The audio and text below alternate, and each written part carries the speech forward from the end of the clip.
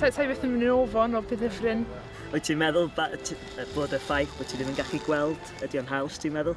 Fi credu bod e'n hawddach am y llaeth, achos so chi eisiau gweld pobl yn edrych lawr y teimlo bach o, sa'n meddwl beth i gwch i gael, ond... Fel fi.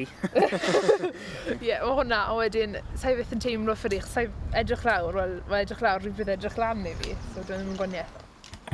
Mae Hannah'n ferch fentrus iawn, ond dydw i ddim cweit mor hapus. Okay.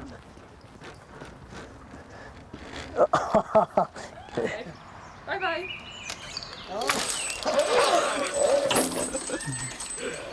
Oh, really good.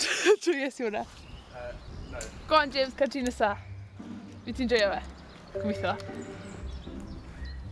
Good. Oh my gosh.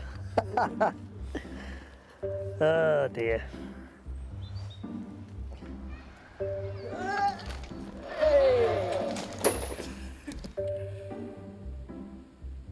Oedd y cwrs nathon ni wneud yn reit anodd i fi, oherwydd mae coesa fi'n bach yn fyr a breichiau'n fyr hefyd.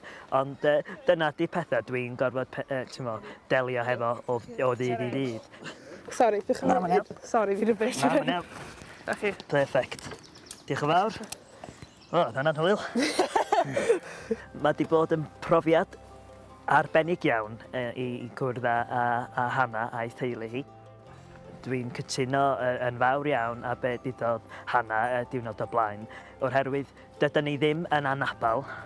Dydy'r gair yna ddim yn gair sy'n disgrifio ni yn dda iawn, oherwydd dyn ni'n jyst yn addasu pethau yn ein bywydau ni, i wneud pethau'n hawdd i ni, i wneud pob peth mae pawb arall yn gallu wneud hefyd.